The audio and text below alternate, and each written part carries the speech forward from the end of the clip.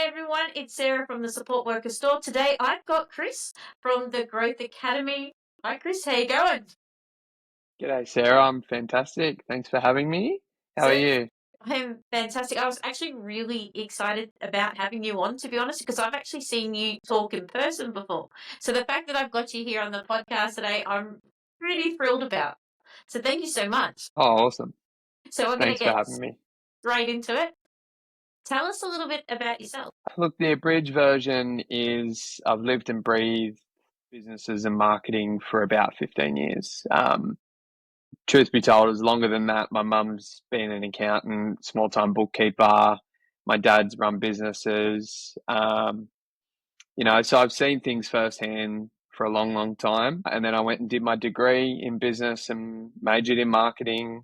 Went over to the US and learned about social media and social media ads over 10 years ago now, when it was taking off in Australia. So that was sort of a rite of passage into the landscape that I work in a lot now, and gave me a lot of opportunity.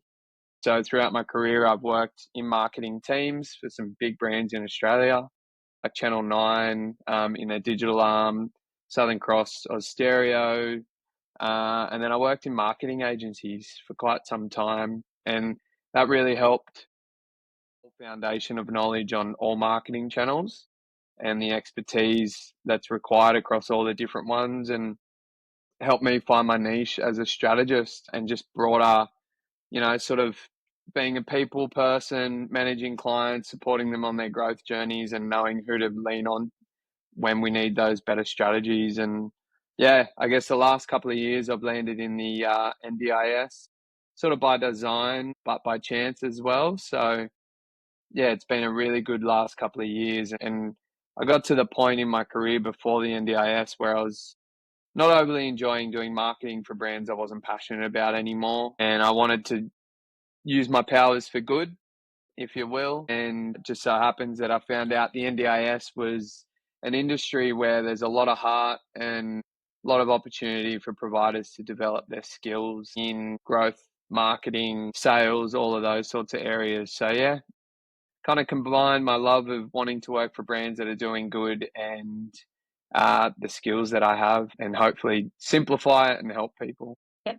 So you based in Sydney, or because of your reach, are you everywhere? Physically, I'm actually north of Sydney on the Central Coast. Grew up here and love it here. But yeah, due to the nature of what I do, I have clients all over Australia. Yeah.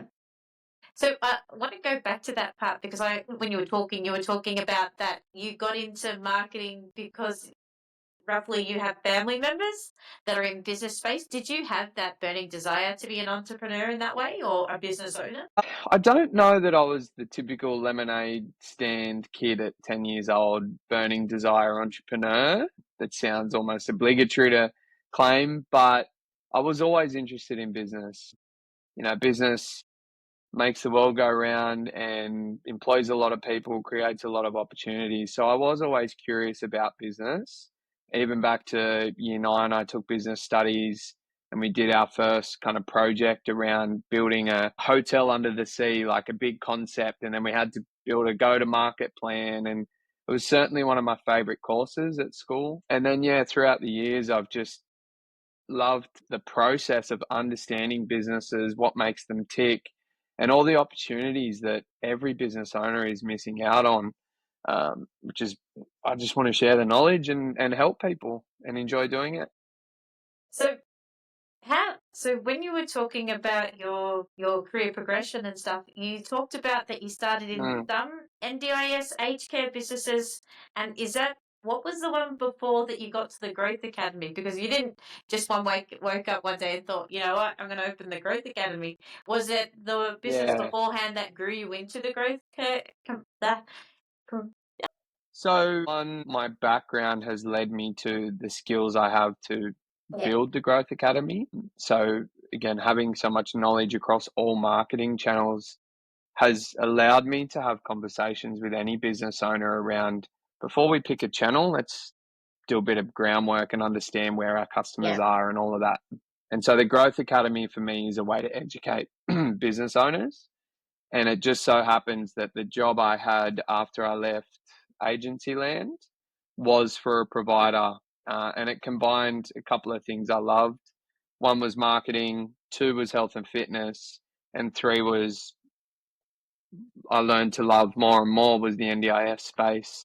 Um, and so that was at a company called WeFlex with a guy called Tommy Trout, who is a very near and dear friend of mine. At the time, he had a really killer brand, but no idea per se, and he won't mind me saying that the marketing wasn't doing as well as it could have. And so he put a desperate plea out on LinkedIn for a marketing manager, and through a friend of a friend, that's how I found out about it, found out the great things they were doing. And yeah, I guess the rest is history around my space and my time in the NDIS space. And then sort of progressing a little bit further, Tommy and I both left. Tommy sold his part of the business there and I left. And then through that, had a lot of connections with the likes of Tanya Gomez and a few other big people in the industry. Went on the road, went to SIL Summit and did a few things. And yeah, a few people liked what I was talking about. And I got the chance to work with more and more providers. That's cool because to be honest with you, so I've been in the support worker store. I started with Instagram first, and I will say it was a very hard market, this market, to get the attention of people. And I know that each platform has a different audience and all that stuff and adapting stuff. So it isn't easy. Mm. It can be taught because I do fail a few times and I'm happy to admit. But when you get a provider that comes into you and they want to market their stuff, is there a preferred platform for them in this sector, or is it what works? Like, how do you help a company or provider, I should say, find the right social platform for them? Look, there's some loose rules around what platforms do or what they're there for. You know, Google Ads is really good for people actively looking for a solution. So if someone's Googling for a support worker in a specific location and your website's not showing up, that's some low hanging fruit, right? Yeah. And so if we jump on and your website's not there and we know that people are looking, well, why not put some ads together on Google to make sure you show up pretty quick before we build a bit of a long-term SEO play or whatever. With social media, the very top level idea is it basically replaces TV and radio in my eyes in many ways. From a cost perspective, specifically, you know, TV and radio were the mechanisms for many years to broadcast your message. But now social media makes that a lot quicker and easier. And it's, I read something really cool the other day, and it said that instead of calling it social media, it really should just be called media because all your yes, content practically is media driven. yeah, yeah. Yeah, there's a guy in the industry or the broader marketing landscape called Gary Vaynerchuk or Gary V. Hate him or love him, but he's got some good ideas, and he's talking about the change in social media now becoming just a media platform. It's purely, you know, not as much about staying connected with friends and family. It's more about just consuming hours of content, often aimlessly, but nonetheless, it's an entertainment platform. It's a media platform. Rather than watch 30 minutes of television, you can easily scroll for 30 minutes on social media. That's for sure. So to go back to your question earlier, when any provider comes to me, it's all about understanding their growth goals. And that sounds very cliche, but I want to take them through that process and I want to help them build foundational thinking around marketing is not just an overnight thing. Growth is not an overnight thing. Let's put a plan in place. Of course, we definitely want to look for some quick wins. We want to look for some opportunities that maybe we can turn some Google ads on to quickly get you present, or maybe there's a Facebook group you can join, or maybe there's a LinkedIn strategy to get you some more referrals quickly. But we've got to look long term and then also pair that with understanding your customer or your audience. And unlike any other industry I've worked in, there's so many stakeholders involved in the decision making of one person. Yep. You know, if I want to go and buy a pair of shoes, truth be told, it's my partner who looks first and then tells me that they're there because I hate shopping. But generally, it's one person, right? You decide you want a pair of shoes, you Google it, or you go and have a look online somewhere, or a brand you know, and you click, and you might think about it or discuss it with your partner from a budget, but that's about it. Whereas we know there's so many stakeholders involved. There's coordinators, there's support workers, there's allied health therapists, there's parents. The list goes on, and so you know, I'd always encourage providers to think about, where is their customer coming from? Are they always getting them from support coordinators? That's a whole different strategy, from a platform to the messaging to the creative. So if you need more support coordinators in your corner, although you're looking for participants, it's a whole different strategy. And it's really important to think about that, you know, and conversely, there's people out there saying all you need is LinkedIn referrals. Well, that's one part of it. Yeah. But is 65 or 70 years old making decisions for her daughter or her son who's 30 or 40, they're still in Facebook groups. They're still at local charity events. They're still at, you know, so there's so Yeah. much to consider. Don't forget the And IGA so, board. yeah, The yeah, exactly, right? Exactly. You're spot on. We're not fully tech. We're not fully tech yet. You know, there's still people out there grabbing pamphlets from a local news agent and all of those things.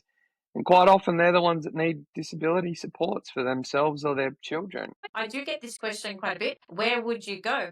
And I'd say go where the people go, whether it be in a doctor's clinic, whether it be at the physiotherapist, whether it be at the speechy, putting your pamphlets, your cards, they're still viable in this right now. Even your local library, sticking it on the board.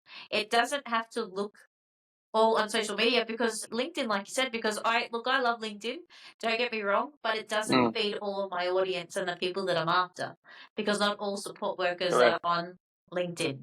No, And then my content for LinkedIn is completely different to what's on Instagram. correct. Yeah. You're spot on. And you said the most important thing, where go where your people are. Yeah. And then the next thing is, if you don't know where they are, let's start there. Yeah. Let's go and think about your customer, walk a mile in their shoes, think about where they're sourcing their information. Where are they in their diagnosis? Is it early diagnosis? Have they been dealing with it for years? Has it been a catastrophic injury that's led to an acquired brain injury? Because they're all different scenarios. And so Facebook ads or Google ads, they're just pieces of the puzzle that you have to put together by first understanding your customer. Yeah. If you're wanting to get support coordinators, and you're right, you need to be present on Google, because the first place a support coordinator goes, they look for the suburb, Pascot Vale support workers, and then that is what will come up. Yep. So that in that ranking there, 100% more important than what I could post on, say, Instagram, because it doesn't mean that I'll get the reach that I need to get to that Pasco Vale support workers and such. Yep. I agree, but Exactly. also not every, I know for the audience that I serve, not all support workers are on LinkedIn. So it really is difficult to find it. But also, I don't know whether you do the same, but when people ask me about this, I talk about doing one platform really well to begin with and then expanding yourself, because it's really easy to get burnt out. Because in the beginning, a lot of people don't like your content or they don't like your marketing. You kind of suck for a bit until you improve. Yeah, 100%. I'm a big believer in, you know, I'm a big believer in choosing one platform, doing it well, and then moving through. Yeah. And so for me, we've had this discussion.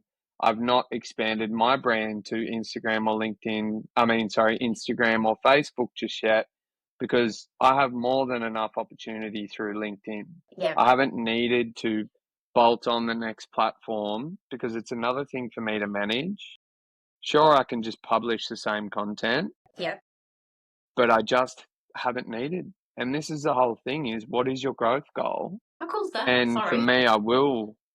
Sorry. How cool is that you haven't needed to expand? You've got enough for just one platform. That's the lie that you have to spread yourself so thin, but really, if you're doing it really well, you don't have to expand that far. Like, kudos to you. Well done. Exactly. Yeah, thank you.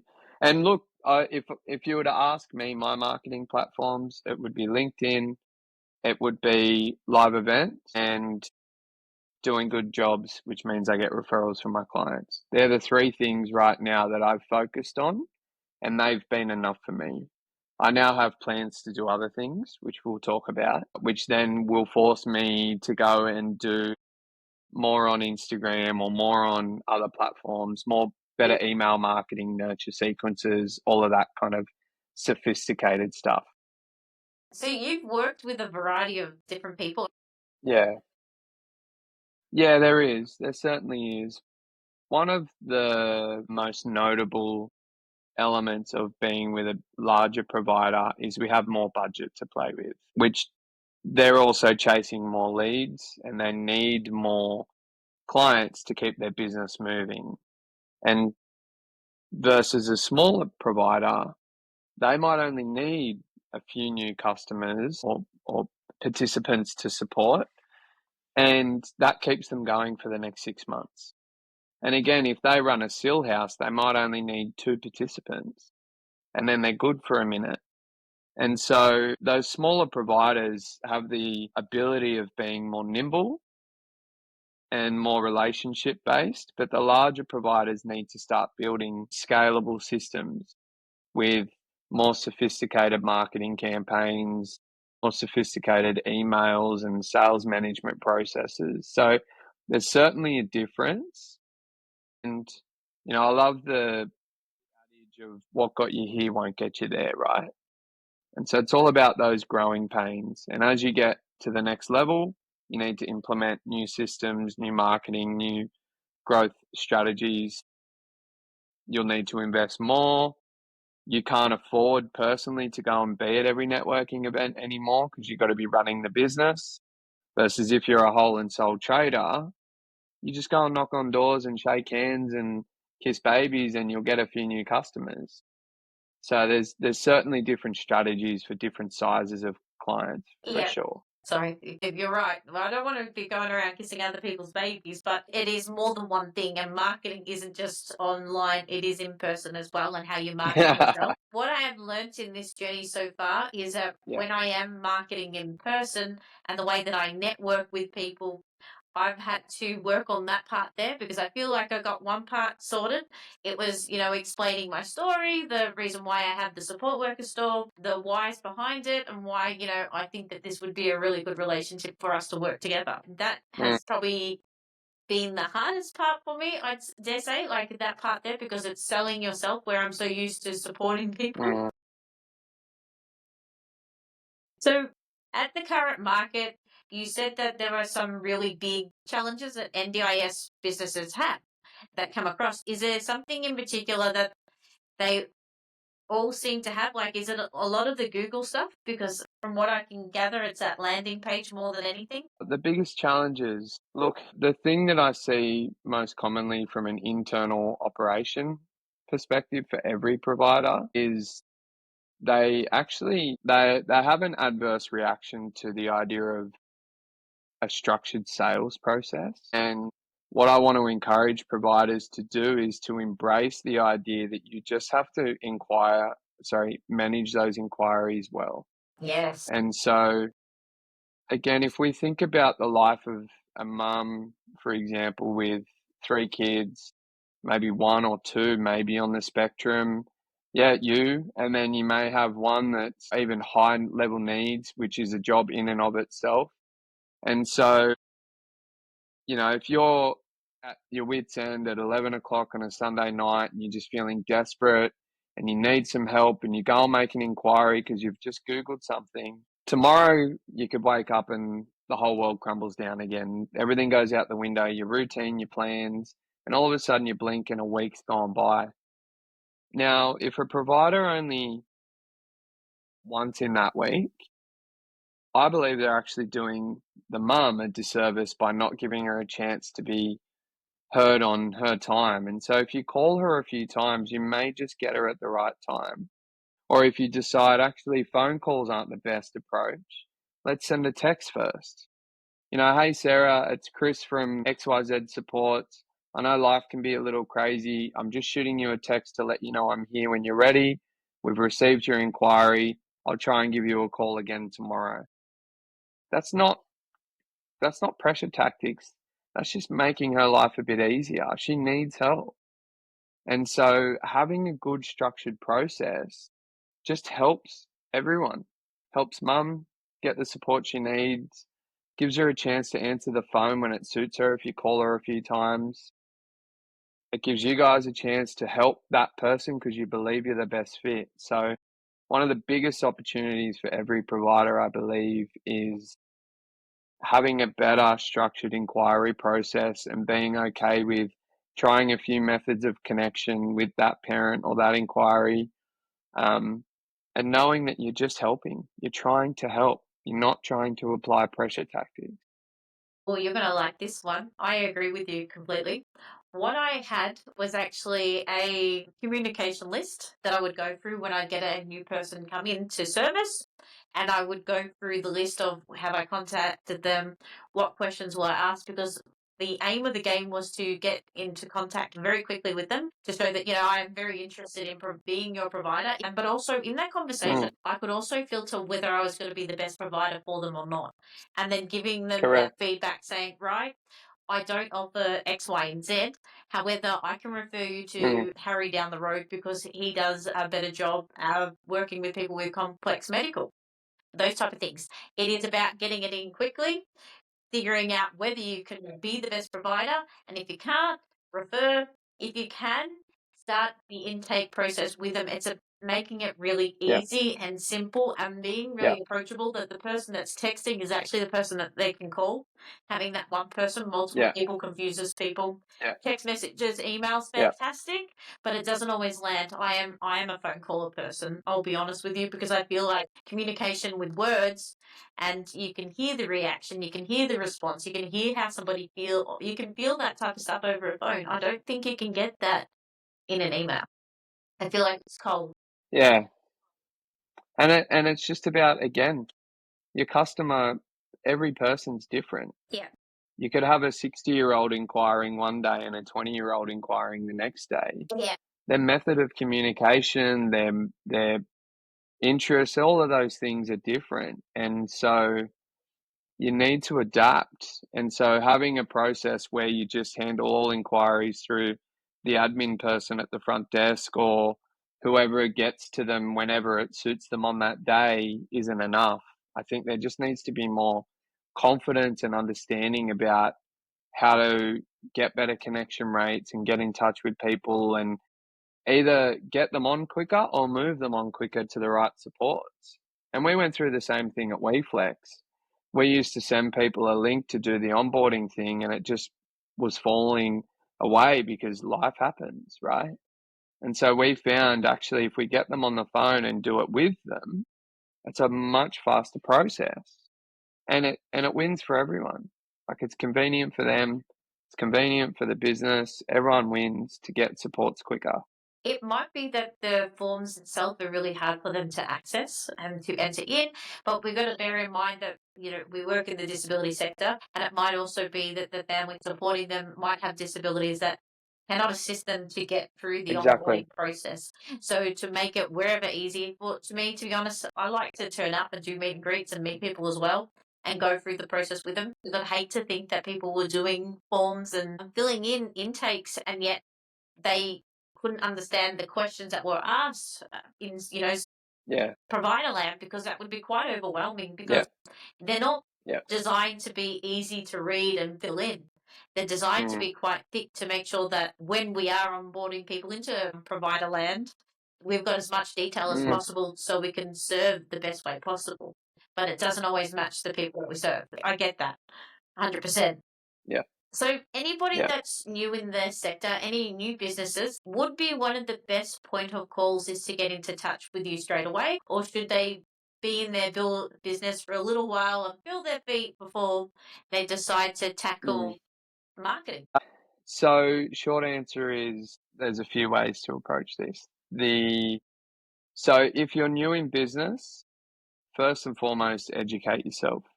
Educate yourself on basic marketing foundations, things like if I run a campaign, how much can I afford to pay to acquire a customer? Things like that, because you can start to learn while you're learning and understanding that. I would also encourage the best points of marketing to start with is networking. Yes.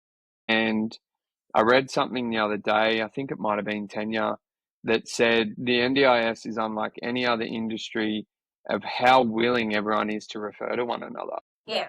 It's not a competitive landscape. Now, I still believe we still need to consider each other as competitors in some degree, but we'll talk about that later. But I would encourage people to go and meet and greet, go to networking events, meet your kind of people, strike up conversations, create lasting relationships, introduce yourself.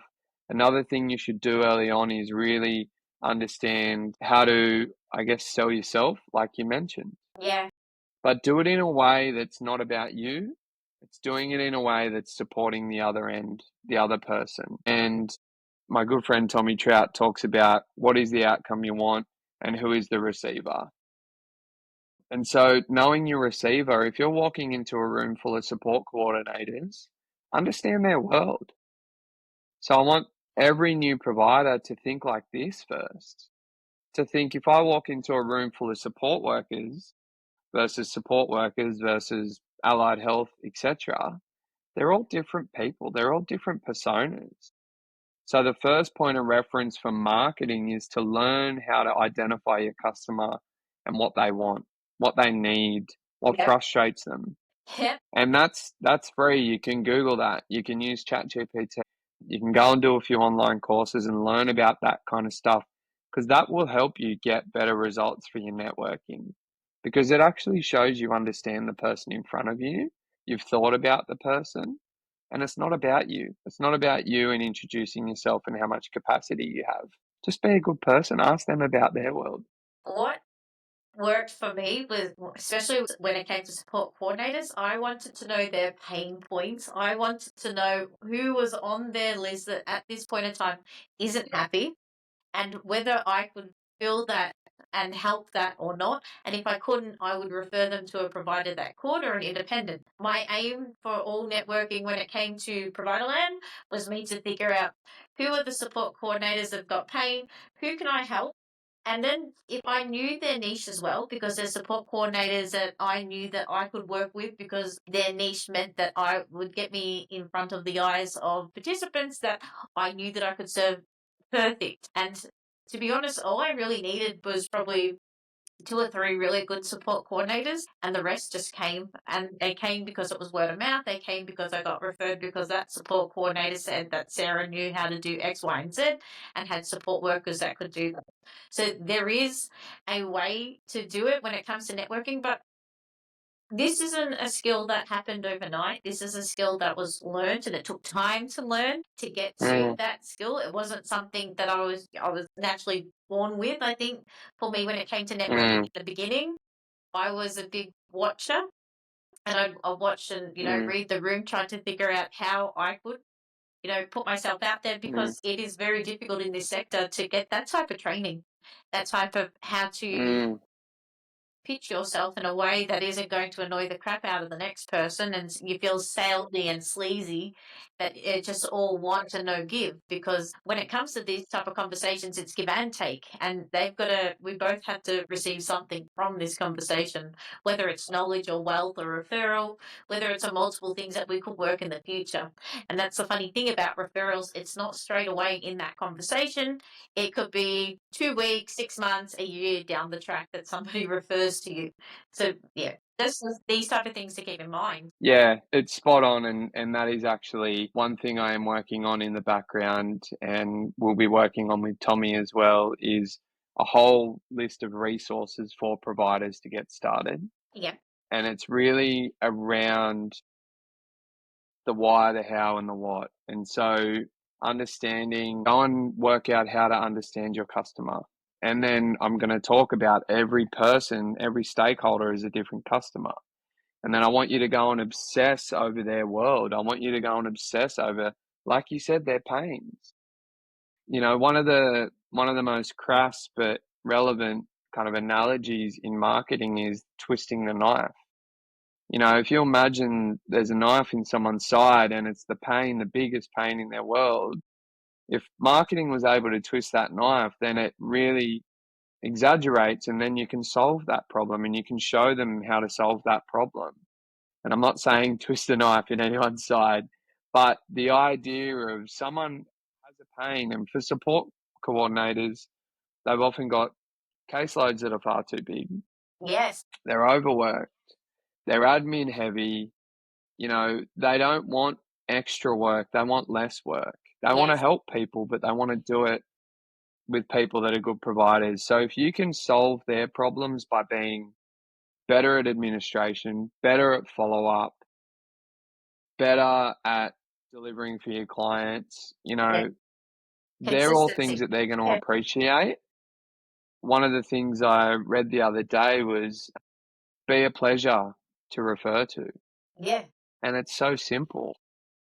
Just if someone refers you someone, go hard and be the best provider they can see in their books, but understand their world. It's not about you, it's about them. I agree. Now, you said something that was really interesting. See, it sounds like you're up to a little bit of mischief and you're creating something in the background and the Growth Academy. Are we allowed to talk about it, or is it all hush hush for now? Yeah, no, we can, because then if we talk about it, make it happen faster. So, a couple of things. One, Tommy and I are pulling together. We've just sold out our first one, which is a full day workshop of branding and marketing. So, Tommy's on a mission to make providers stand out in the sea of same. Too often, we're seeing websites and marketing messages that say the same thing. We're seeing the same stock images. We're seeing the same, yep. A grind one, yeah. We're seeing the same stock content on social media or on websites, the Yeah. same messaging on websites. You know, what we want to do is take people through a full day workshop of understanding more about your brand and what makes you different. And then we want to be able to sing it from the rooftop, and the right rooftop.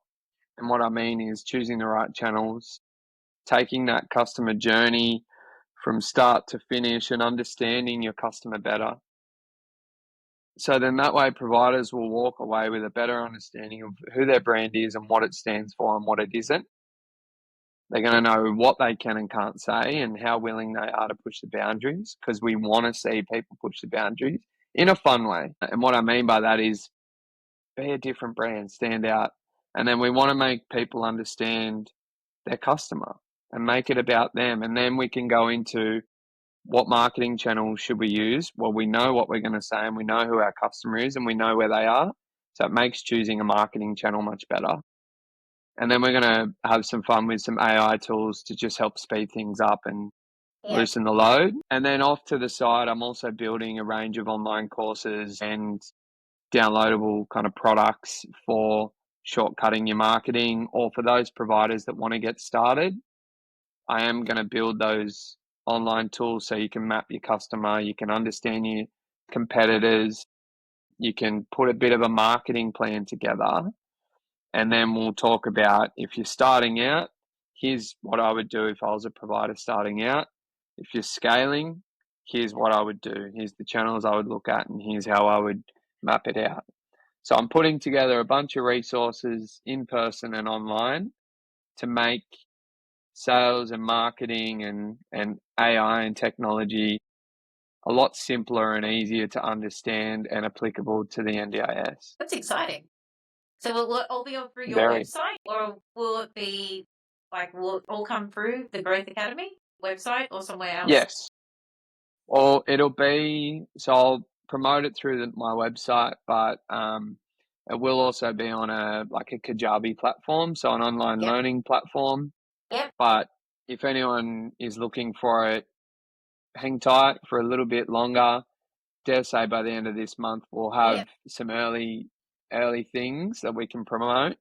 But you can just go to the Growth Academy website and there'll be some pages around what it's going to contain, and then they can click off and go and look at the different courses and different resources. So So yeah, I'm excited. it should be. That's a lot of work. I've done some course creation in the past, and I can tell you it's a lot of work. It's not easy to do because you want to be engaging and you want to give enough information. So I get it. And then I find, I don't know about you, but I found that I was overdoing it. Like I went that little bit too far, Mm. like with information. And I think that's because I really just eagerly just would wish to serve my audience. But you doing things in person? I believe is it next month in Sydney that you're doing? Yeah, so that's the first one with Tommy in Sydney in July. So we've sold that one out, the first one in Sydney, but we're going to keep releasing. So I'll share with you the links that people can go and register their interest. And basically at the moment, we're keeping it small. We're keeping it to 10 providers per daily event, just so everyone can actually get some hands-on experience. And so that's what I was talking about earlier, is just bringing everyone into a room, and it's actually pen to paper kind of stuff. You're going to walk away with a custom GPT built in your chat GPT account. So you can use that. You're going to have a custom branding framework or messaging framework that you can put into the GPT. You're going to have a customer journey map that is drawn and written on and scribbled on, so you can then go and think about your customer. You know, we might do one, so we might do a participant and their carer, or we might do a support coordinator, but then you can go and replicate that for every single stakeholder that matters to your business. And so it's all those foundational things that businesses can grow with. And the other thing, one of the main reasons we want to do this is I've seen businesses over the years and providers just not getting the most out of people like me, people like marketing agencies or marketing managers, because they don't have the foundational knowledge to ask the right questions. Yeah. And so we want to give these businesses, these providers, these owners, these people just some really strong skills to ask the right questions. So if you do outsource to a marketing company or you do bring in a marketing assistant, you actually get to know what they should be doing and what they should be reporting to you. So you're not just in the dark getting an automated report at the end of the month, or looking at copy and not knowing whether it's right or wrong, or whether they've considered your brand or your tone, or whether they're really pushing the limits, or whether they're just writing more copy that says empowering participants to live life on their terms. Marketing's fun. Like I don't know about you, but like It is. it is. I enjoy it because it can be personalized. There is a way to put yourself out there as your company and as your business to do it. Like I've had to be self-taught to do everything that I'm doing. I'm Mrs. YouTube tutorials. Oh my, yeah, I tutorial very hard, to say the least. Yeah. But from that, I have been able to Yeah. learn how to deliver a message and how often you should deliver it. And when I'll give you an example, I saw a provider put out an event and I saw it once and that was it. It disappeared into the realms of marketing. They didn't continue to bring up that that event was going on. There was no follow up. There was no, and on Tuesday we Mm-hmm. have this. It was just like radio silence. When the event came, they Mm. didn't get what they wanted for the amount of people to attend the event. And I think purely it was because that it was only released once and it just went silent after that. And so that continue messaging that we've got an event, it's coming on. We'd like to see you there. Yeah. Yeah. So yeah, they're all the technical things around frequency and consistency and split testing messaging, and there's a whole realm of things that you should do, and that is where experts do come in. And whether you're really motivated, there are a percentage of business owners like yourself that are really driven to spend hours on YouTube and learn and be self-driven I'm a and nerd. do all of those things. Yeah, but credit to you, I love it. And that's why I want to bring these courses together, is kind of like streamline the learning and to kind of just pick and choose what I believe to be from 10 years of working with all business owners and now very heavily involved in the NDIS, what I think are the most important starting blocks. And that being said, there is a point where you still need experts. Yeah. You still need to rely on, whether it's an agency or whether it's a outsourced freelancer or whether it's a internal marketing team, you do need to, because as a business owner, you've got 5 other pillars of your business you got to think about. Marketing is just one. You got sales, you got operations, you got accounting, finance, the list goes on, HR. You got to wear all those hats. At least if you're a little bit educated in marketing, you're stronger and more informed to get the most out of your marketing. I think that's that part, because I've enjoyed creating content for people, and I've always found that the hardest part to let go, because I've had I get a thrill out of it, because I love watching who shares it, where it goes, the commentary. I enjoy it. I'm like, oh, yep, they feel that way too. But also just the monitoring part. I think what you brought up before is how to find the right marketing company for you to do it. Yeah. To me, I think that has been an absolute struggle, and I'll be honest, and it's a struggle because my brand is so personalized, and it's one of those things that you've built for such a long time, and the idea of somebody else touching what I've built and my messaging and all that stuff, that takes a lot to. Try being in my shoes. Yeah, I rely on other people too. Yeah. So how do you source your team? Because I take it, like, as you said, how do you source your team? Because with your company, it does take a lot of people in different roles. Funnily enough, I'm still me and only 1 or 2 others, and that's on purpose. First thing I wanted to do was work with some really good providers. I'll be honest and say I've had as many conversations about not the right provider for me, because I still believe there's a level of integrity and a level of proper business, particularly in this space. And so I've gotten pretty good at sensing when people are just in it because they heard you can open a few seal homes and make millions. And yeah, it happens, and so, but for me, what helps, and I think this is relevant to providers as well, what helps get the right team around you is systemization.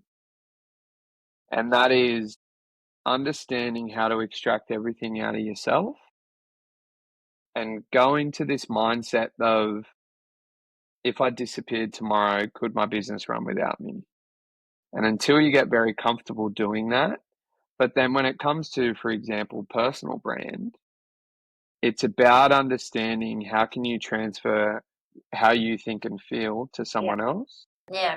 And that's through, firstly, hiring. I hire on gut feel. I have a chat with people. I ask them a few key questions, but I really get a good sense of if they're the right person or not. Yeah. But then it's about systemizing my thinking. And it's really hard. Like, I'm a control freak, but I've got to work out how to, and whether that's a conversation with ChatGPT. I could sit here for 30 minutes and go, hey, ChatGPT, these are all my deepest, darkest thoughts. Here's what I'm thinking. Yeah. Here's how I transfer this knowledge. I want to bring someone on who's going to represent me as a person and as a brand. Help me come up with something. Bang. ChatGPT will do that now. And so it all comes down to that systems thinking. How do I extract it, document it, hand it over? And a good plug on a book that I've got right here, which I'm rereading at the moment, Systemology. Really, really good book. He talks about the critical client flow, which is a really cool way to just document the whole process from no one's ever heard of you to they've paid you money into their existing customers to their referring people. Yeah. So does that answer the question? There's a lot there. Now, I'm a control freak. I get it. Like, and I found that really hard because I know I could hire somebody. It's just the idea of letting it go, because I know that, so personal. I know I have to leave that parts of it go, because I need to focus my energy with the new build. But then I know that this is more of a counselling for Sarah. I know that with the new That's build, marketing. I'm a counsellor. I know with the new build that I'm going to need skill sets that are different that I need to focus my energy on. And I think because I've been so consistent on social media, I don't want to lose that pace because I Mm, feel like for me, I've got a really good pace that it's very hard if we're talking about competition to compete with me there. yeah. Yeah. Look, I think two things. The letting go aspect. Don't know how to say it other than sometimes you just got to say stuff it Yeah. and roll the dice. Yeah. And know that the fallback to that should be that you have a bit of a checkbox process in place. So, for example, if someone was to create content and post it on your behalf, copywriting wise, so it's not the videos that you film personally, it's any other sort of what I'd call filler content, so static posts or, little quotes and quips and stuff like that, right? So, what you should do is say, okay, again, with the advent of technology we have, is you go and brain dump everything you want to do and not do. Funnily enough, I was working on a system today around quality control of content and giving ChatGPT guidance on what to do and not do. And so you could just brain dump that. Then you could have a process where the person creating for you creates it all in a spreadsheet and you just go through and say yes or no, yes or no. And then you just give feedback. And then what you do with that feedback is you feed it back into your GPT. And so then it learns. So then in the future, you're building this thinking partner that does majority of the work for you and it removes you more and more. And so you build this system around building on learnings. And there's going to be a post here or there that goes out that you hate, just pull it down. As long as it's not completely bad, but you've cast your eyes over it. Love that. Love that. That's great. Yeah, right. Love that. Love that. Yeah. Yep. Correct. That's okay. Nothing officially booked. We've got some wait lists building in, I think, Brisbane and Melbourne. And so, again, we're just waiting to get enough people that we can validate going, essentially.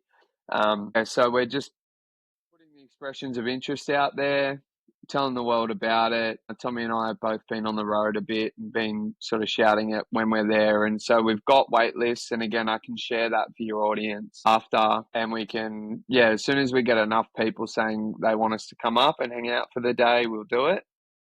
And we just want to make sure we'll do the first one in Sydney and we want to get it right.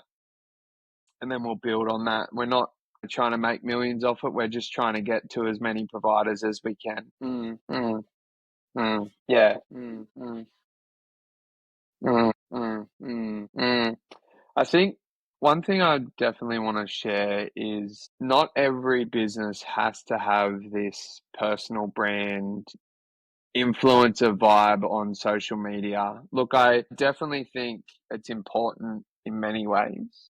They're saying the trend now is people buy from people, not from brands, right? And there's these comparisons getting around that, Elon Musk has a bigger following than Tesla, or Steve Jobs would have had a bigger following than Apple, or, so on and so forth. But the reality is not every business wants to be like that or needs to be like that. And people can still fall in love with brands. And the reality is a lot of what will happen is a lot of these brands that go person led end up coming full circle because the person burns out and they're like, I wish I could step away from my business and have it still run without me. And so, again, why I called the Growth Academy is so it's not Chris Lapa consulting or something. It's a way to be able to scale and to do different things. And then I end up just being the founder guy on stage, and the Growth Academy builds courses and does all of this different stuff. Still has my heart and soul in it.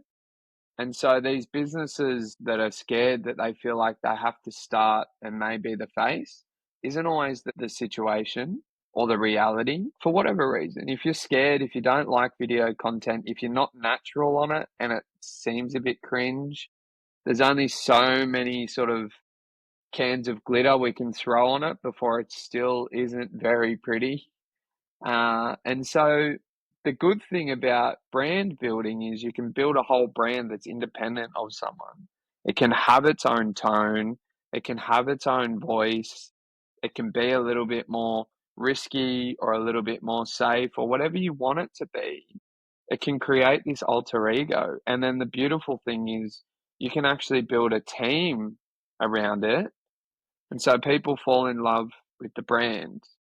They fall in love with the Apple logo, not the Steve Jobs photo, you know? And so I want everyone to understand there are basically two paths that can end up leading both to success. One is building a really good business brand. One is building a really good personal brand. The lines are very blurry these days, but I believe you can do both. Some will cost more, others won't. I believe it's easier to build a personal brand if you're genuine and you've got a good story, but not everyone's that good at it. Yep, yep, yep. And it's okay if you don't want to do it. Yep, yep, exactly. Yeah, yeah. There's always ways to do it. And again, what got you here won't get you there. You can always change, things can evolve. And if you're really not comfortable creating video content or being the next influencer, talk to someone talk to someone like me or to ChatGPT or whoever and say, look, my growth plan is I don't want the business to be centered around me. I want it to be centered around the team and what we do as a company and our clients. Can you give me some advice on how we do that? That changes everything, and that's okay. Yeah. And your team. Yeah, absolutely. Look, don't worry about me and my stuff. I think if I was to sum up where I'm at, if I was to sum up what I've seen and what I'm passionate about for the industry and providers out there is I want you to learn about growth. I want you to learn about the different marketing channels, the sales activities, the technology you can employ to save time and money. There's no denying that the NDIS is running on tight margins quite often. Profit's not in the plenty, and people are very, very good at caring. That's not a question in my mind that a lot of providers care a lot, often too much to their own detriment, and that is a challenge. But I understand that is the duality of what everyone does in this industry. So, where can you find opportunities to improve your business? And that is to understand your numbers, that is to understand what you can and can't afford to pay for marketing, how you can get more inquiries, and then how can you convert more inquiries? How can you support your clients better? How can you leverage technology to reduce your admin burdens, to reduce the time it takes to deliver supports or things that just ultimately reduce overheads? And so my vision for the industry is to see providers be more savvy with their growth planning, leveraging technology better, and having smarter systems in place to just find a little bit more profit so they can enjoy the fruits of their labor. And what I mean is they can put their feet up after 80 hours or 100 hours and actually feel like they can spend a bit of money because there's a little bit of profit there. Absolutely. Yeah. Yeah. You definitely don't need a marketing guy to tell you how to go and shake hands with a few people and meet people and build good relationships. You probably need some understanding of how to make those relationships fruitful and how to get as many of those. And that's by simply knowing your audience. So if you do nothing else today, get better at understanding the person on the other end of that conversation and how you're going to make their world a bit easier today or tomorrow. It's absolutely. I feel like I'm still scratching the surface, and I've been very privileged and grateful to be welcomed into the industry. You know, there's often some dirty looks at marketing people, and I understand that. I totally get it. You know, and I believe there's a chance for everyone to help each other. And so I've been very grateful and privileged to have a good network of people like yourself, like Tommy, like Tanya. The list goes on. Cedar, there's so many names I could rattle that have just been open and supportive, and then all the providers are willing to just, their hearts are in the right place, and they do care, but I just want them to be a little bit more selfish to be better at their business to survive a bit longer. Being selfish is okay. You gotta be selfish. Am I wrong? Am I wrong in thinking that, or is that right? Like it's the challenge of needing to be selfish. Mm. Mm. As long as you can stay in business. It's been an absolute privilege. Thank you for having me. Thanks. See ya.